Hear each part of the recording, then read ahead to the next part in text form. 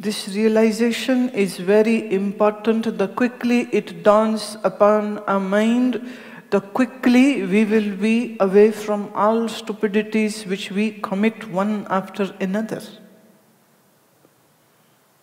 People fighting for money, people fighting for stuff, people fighting for position. If they realize this, why would they fight? What for?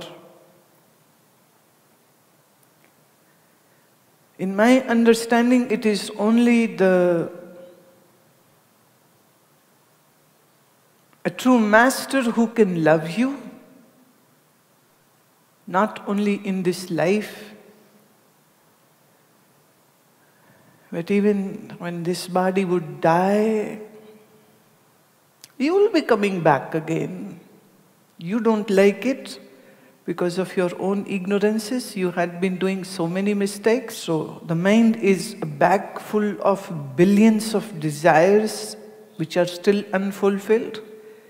And the afflictions of mind are there in the raga, dvesha. Raga is the attachment and dvesha is your hatreds, which you have so many. And all those things which you wanted to do and you could not do. All the money, all the husband or the greatest of houses and being this and that.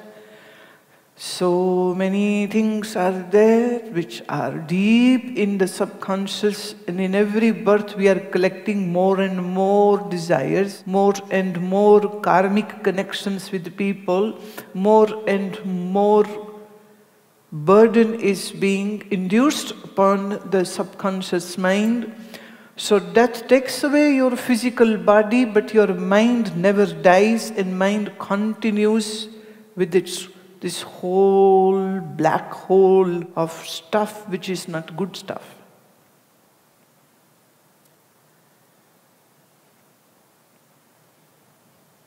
But if by great fortune, if you had been doing some good karma, and you happen to meet a Sadguru, and you happen to be in the association of the Sadguru, and you learn properly, and even if you don't do everything, but still if you are trying to follow, you might be faltering, but still if you are following even a little bit, a connection is formed. Now this connection is going to work not only in this life, but all the lives which you would be having in the coming times.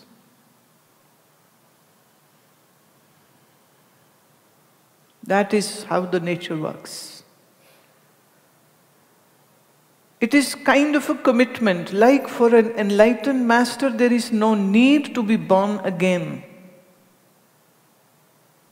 But even a master chooses to come back again. And I always say, you cannot sacrifice or renounce anything what a master does.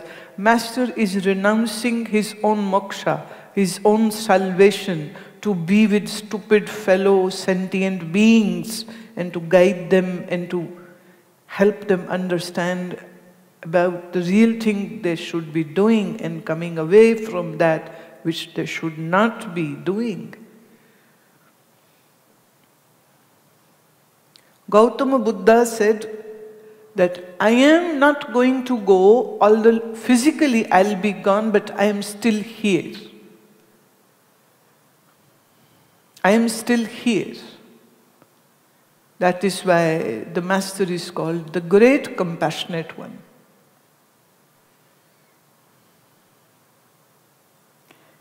He or she would have loved to be immensely, dissolving their mind into that macro mind, the Maya, and the self is already realized, so there is no place to go, no heaven, no throne where the God would be sitting.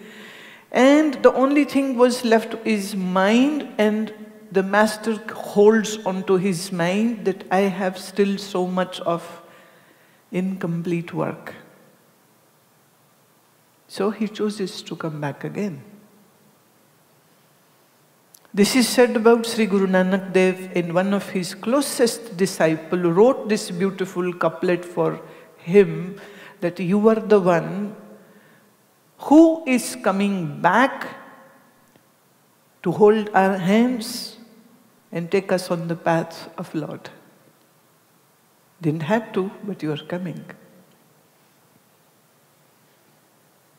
So I believe only a guru loves you unconditionally, and not only in this life but all the lives which you will be having. You know what? A guru will not leave you until you become a guru yourself, until you become a realized person yourself. The guru's job is not done.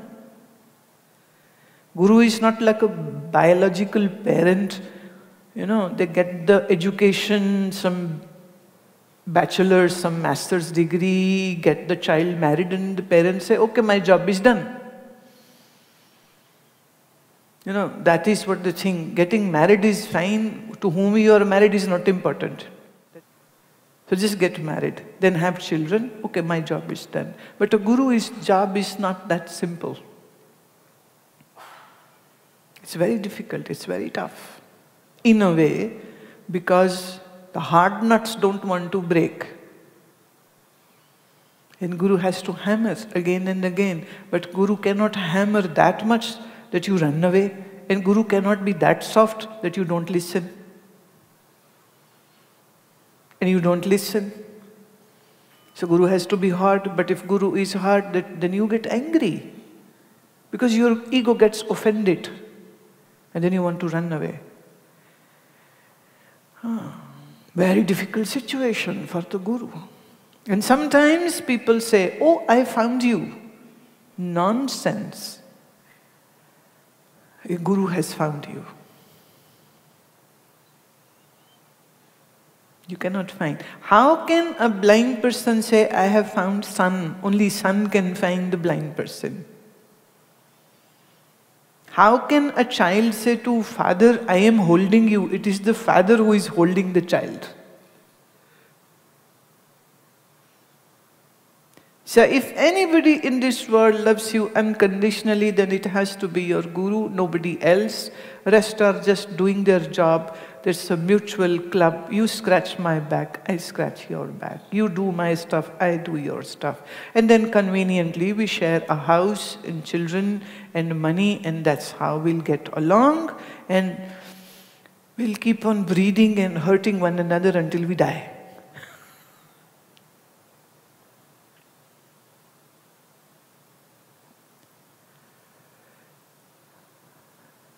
You know, especially in Kabir Sahib's Bani and many of the other masters' verses, and especially the Guru Bani, there are so many beautiful shabad in which the disciple is saying only one thing, and he's saying that, what did I do that I got you, O Gurudev?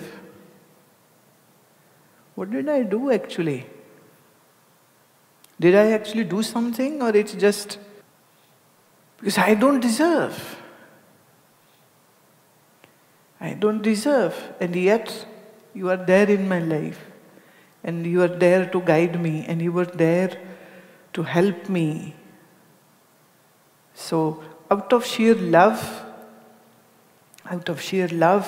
this I'm just going to sing few beautiful lines. Gur jaisa nahi ko dev, jis mastak paag so laga sev, Satgur mera bemotaj, Satgur mera साज, सतगुर मेरा सबसे कदाता, सतगुर मेरा पुरख विधाता, सतगुर मेरा सर्व प्रतिपाले सतगुर मेरा मार जीवाले सतगुर मेरे की बड़ाई प्रगट भई है सबनी ठाई सतगुर मेरा ताण निताणे सतगुर मेरा कर दी भाणे सतगुर के हो सदबल जाया प्रगट मार्ग जिने कर दिखलाया जिन गुर सेवया तिस पाओ न ब्यापै जिन गुर सेवया तिस दुख न संतापै नानक सोधै सिमृत वेद पार ब्रह्म गुर नाही पेद गुर जैसा नाही को देव जिस मस्तक पाग सुलागा save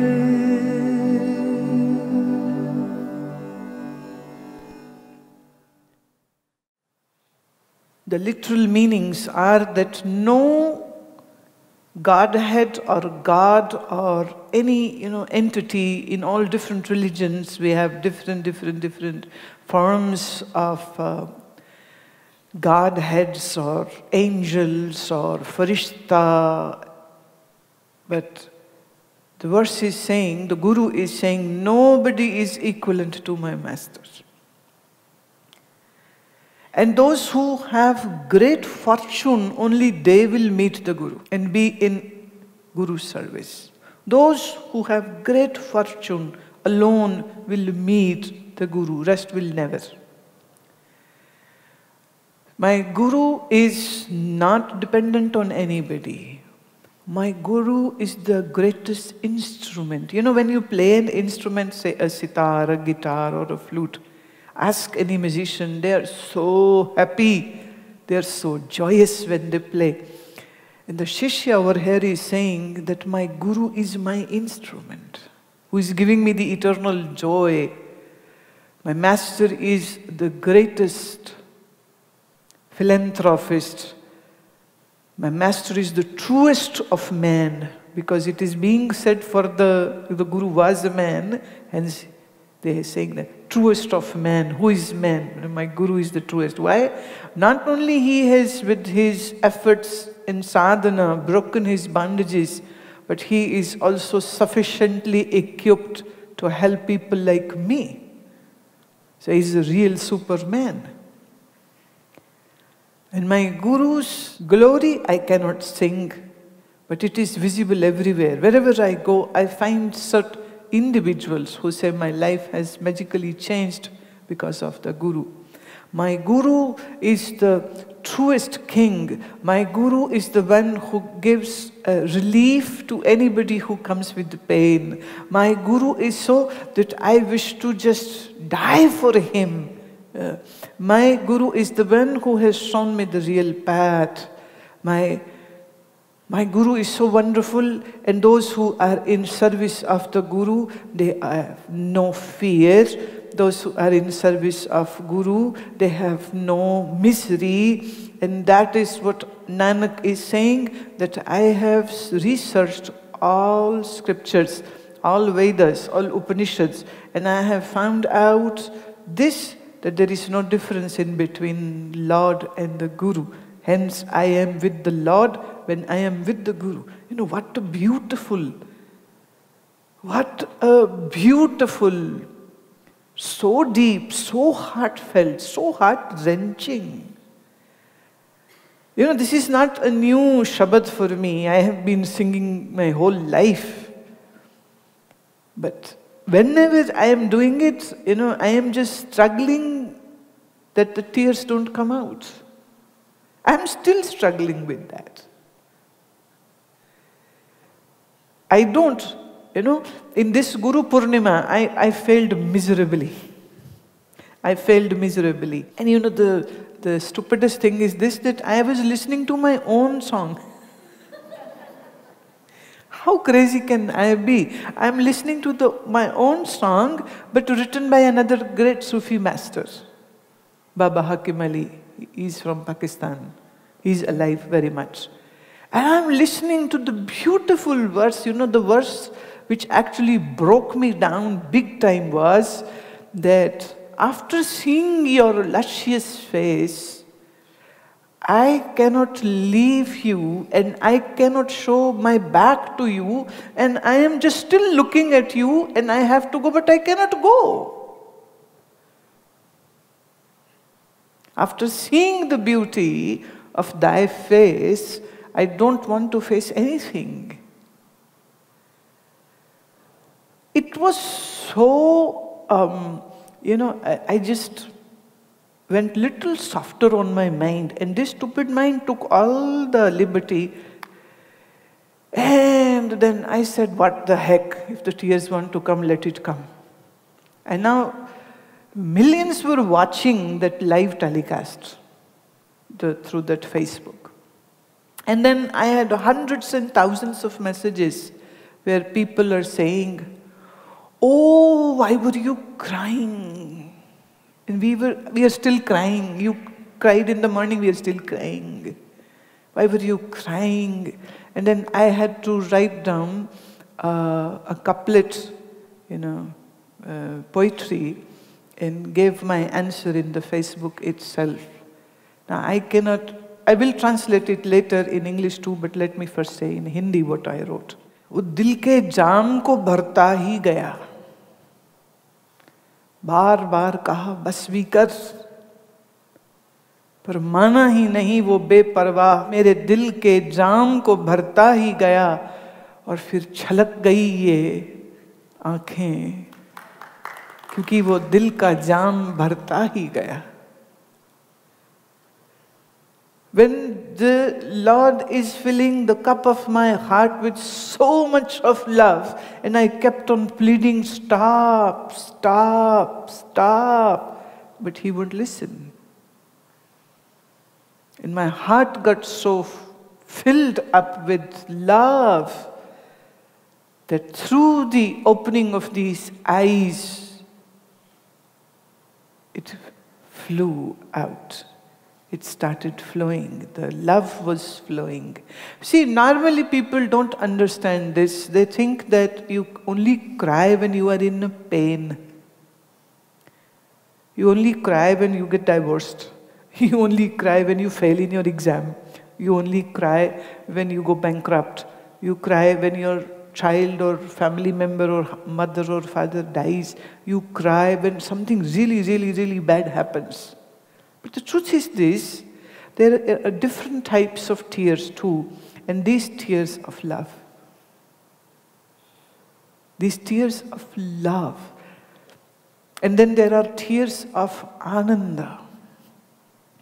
And then there are tears of being in such an ecstasy that your heart wants to explode. And when this happens, then the implosion happens.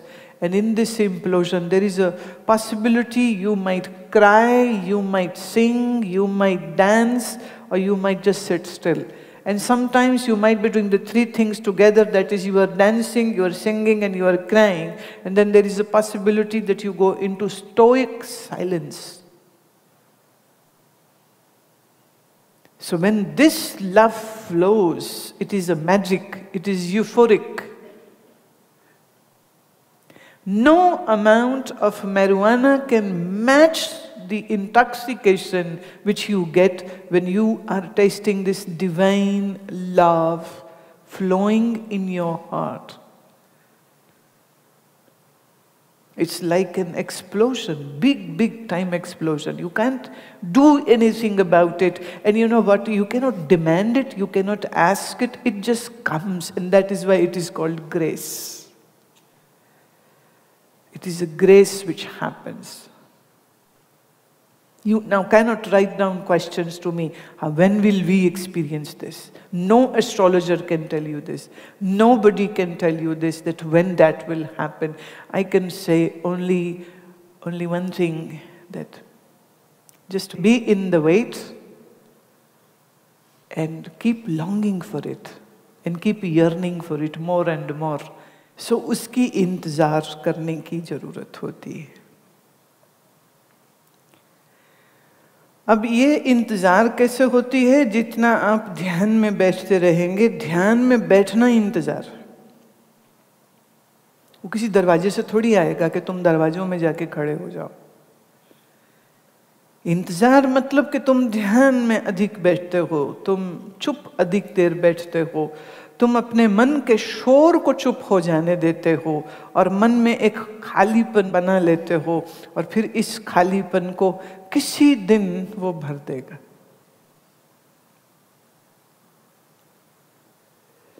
And that is what all sadhana is about, that you sit in silence, you be in that silence,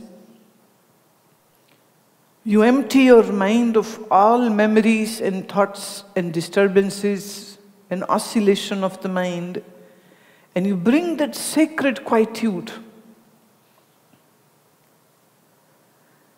And then one day, magically and mysteriously, that divine wine gets poured in your heart.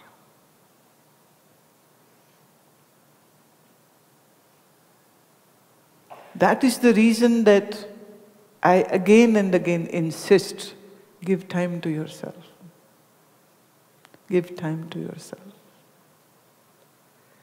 Swami Ram Tirtha wrote this story that a woman loved her husband very much, and for business he went to foreign lands, and it had been years and he's not coming, and there was no way to even know about where he is or how he is. So the wife would just cry and was always sad, and she would write letters to her husband, and she then drew his photo. She drew a sketch of her husband and framed it and kept it by her bedside. So she's seeing the photo, she's writing those sad poems, missing her beloved so much. And then her friends came and they said, let's go, there is a fair close by. Let's have some, you'd never come out of your house, now come with us. It's just what, just 50 kilometers away. We'll be back in 3 days, let's go. So she went with her friends to enjoy, have an outing, have good food, have some entertainment. She left. But at the point when she left, within 5 minutes of that, her husband came back home.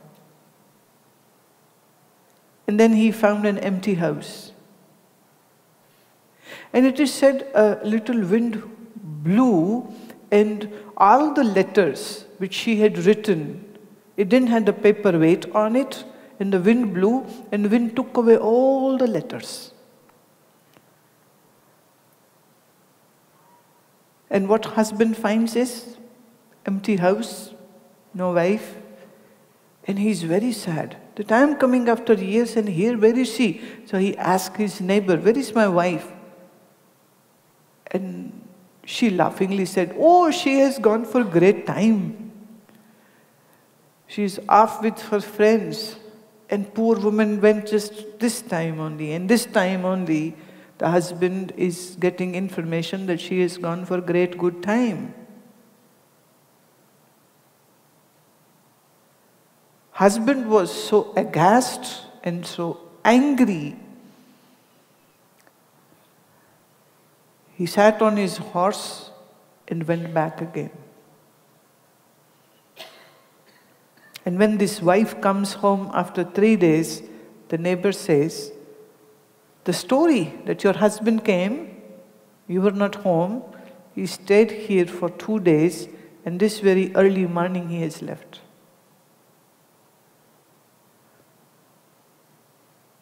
The Sufi story gives a message through this episode of this wife is, never leave the house.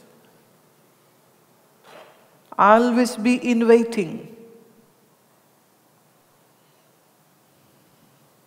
Don't leave house of meditation.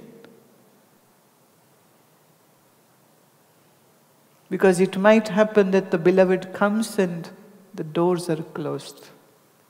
So if your mind is busy in other stuff, right? And your mind is thinking and running and racing and doing all the things which mind usually does, then how would you enjoy the moment when the beloved dawns upon you?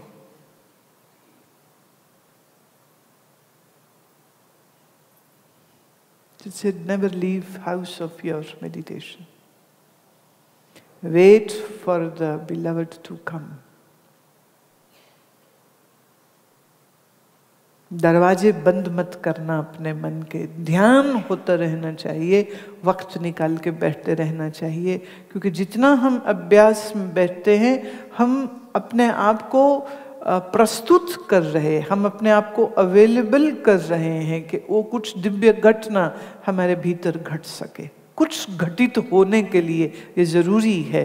अगर आप सारा समय या तो सो रहे हो, या तो भाग रहे हो, या तो लड़ रहे हो, या तो चीज़ों में और कामों में लगे हो, तुम अपने मन में वो खाली जगह ही नहीं बना रहे हो, तो क्या होगा? तो मुश्किल हो जाएगी। So it is very important that you do your sadhana consistently. Like you take a shower every day. Nobody is telling you to do that, you do it. Nobody is telling you to eat, you eat. Nobody is telling you to sleep, but you sleep. Nobody is telling you to buy and do shoppings, you do. You're doing everything without anybody instructing you. Why do you need somebody to tell you to do meditation? Why do you need somebody to instruct you into meditation? Why do you need somebody to tell you to pray? It's very odd.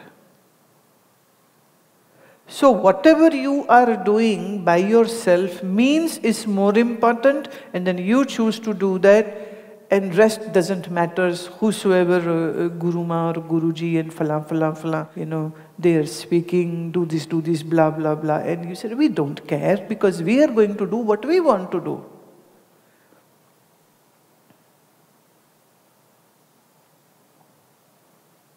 And Kabir Sahib has said this very categorically, and he says, don't play flute in front of a buffalo.